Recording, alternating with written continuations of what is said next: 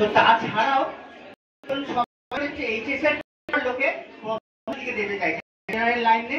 দেখবে একটা আমার বন্ধুরাও মানে এমনি জেনারেল কলেজে পড়ায়, জেনারেল কলেজে দেখো সিট ঘুরি ঘুরি পড়ে আছে, কলেজ ভর্তি হচ্ছে না। কারণ হচ্ছে চাকরি নেই, কম্পিটিশন বাড়ছে। সেই জন্য এখন এইচএস এর পর যারা প্রফেশনাল লাইনে, সে ডাক্তারি হতে পারে, ইঞ্জিনিয়ারিং হতে পারে। আর একটা কথা বলে দিই, আমাদের আর্ট কলেজ এতটা জনপ্রিয় এই কারণেই যে মানে ডাক্তার, ইঞ্জিনিয়ার এগুলো হচ্ছে 4-5 বছরের ডিগ্রি কোর্স। আমাদের আর্ট কলেজও তাই। আমাদের কিন্তু এখনো মানে কি বলবো, আমি একটু খারাপ লাগে, বিদেশে এটা নেই, কিন্তু আমাদের এখনো আর্টটাকে ছোট করে দেখে। ডাক্তার মানে বিশাল বড়, ইঞ্জিনিয়ারিং মানে বিশাল বড়, ডাক্তার ইঞ্জিনিয়ার থেকে বড় যে ইন্টারেন্স টেস্টগুলো নিয়ে আর্ট কলেজগুলো ভর্তি করছে তার থেকেও কঠিন, অথচ অবহেলিত রয়ে গেছে আমাদের, বিশেষ করে পুরো ভারতবর্ষে। এটা আসল কারণ হচ্ছে আমাদের কি বলে চেতনা, জনচেতনা, জনসমাজের মানে নানা রকম বলবো যে অনেক রকম মানে ভুল বোঝাবুঝি এরকম হচ্ছে। মানে শিল্পীরা মানে এখন বক্তব্য আছে আর্ট কলেজে যারা পড়ে মানে ভর্তি হয়েছে তারা পড়াশোনা কিছু জানে না, পড়াশোনা করতে পারিনি, তাই জন্য আঁকা শিখতে বেরিয়েছে।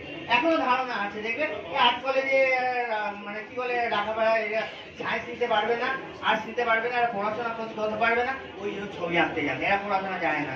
কিন্তু আমি বলে দিচ্ছি, ডিগ্রি কলেজে ইংলিশ মিডিয়াম, ইংলিশটা ভালো জানতে হবে। ইংলিশ ভালো না জানলে কিন্তু ডিগ্রি কলেজ হয় না।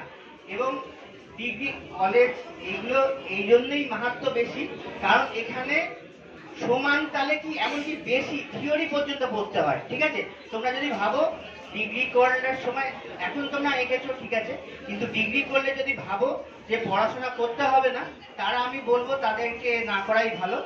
কারণ এখানে সমান তালে যেমন প্র্যাকটিক্যাল কাজ করতে হবে, এবং অন্য জেনারেল কলেজে যত পড়াশোনা করতে হয় তার থেকে বেশি পড়াশোনা করতে হবে। কারণ হচ্ছে ধরো তুমি একটা এখানে এক্সিবিশন করছো, ধরো আরো বড় আর্টিস্ট হবে, এক্সিবিশন করবে, তখন একটা ধরো ফরেনার এলো, তুমি ফরেনারকে ধরো এই ছবিটা বিক্রি করবে, তখন কি হবে, তোমাকে ইংলিশে কথা বলতে হবে। তো আমাদের কলেজ ওই জন্য ইংলিশে আমরা জোর দেবো, যাদের বলবো ইংলিশ ভালো না, ইংলিশটা পড়তে হবে, কারণ ইন্টারন্যাশনাল ল্যাঙ্গুয়েজ। আর আর্ট হলো ইন্টারন্যাশনাল ল্যাঙ্গুয়েজ, ঠিক আছে, আর্টও একটা ল্যাঙ্গুয়েজ। ঠিক আছে, আগেকার দিনে মানে যখন মানুষ কথা বলতে পারতো না, যখন ভাষা লেখা আবিষ্কার হয়নি, তখন মানুষ গুহা চিত্রতে ছবি এঁকে ভাব প্রকাশ করেছে, তাই তো।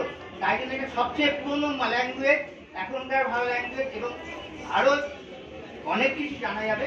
যাই হোক, অনেক বলে ফেললাম, কলেজে পড়ে পড়ে অভ্যেস হয়ে গেছে, অনেকক্ষণ বললে অনেক কথা বলা যাবে, অত সময় নষ্ট করবো না। তো একটা খালি বলতে চাই যে তোমরা এখন একটা সুযোগ আছে, তোমরা এখন 31 তারিখ অবধি একটা পোর্টাল চলে গেছে আমাদের ইউনিভার্সিটি, ওখানে ভর্তি হয়ে গেছে। আমাদের 7-8 তারিখ পর্যন্ত ফর্ম দেওয়া চলবে, এখন চলছে। বাবু স্যারের সঙ্গে যোগাযোগ করতে পারো, ফর্ম নিয়ে আমাদের 9 তারিখে একটা অ্যাডমিশন টেস্ট দেওয়া হবে। ঠিক আছে, বুধবার হচ্ছে 9 তারিখে অ্যাডমিশন টেস্ট নিয়ে অন্যরাও আছে, এখান ছাড়াও বাইরের লোকেরাও আছে, তারাও পরীক্ষা দেবে।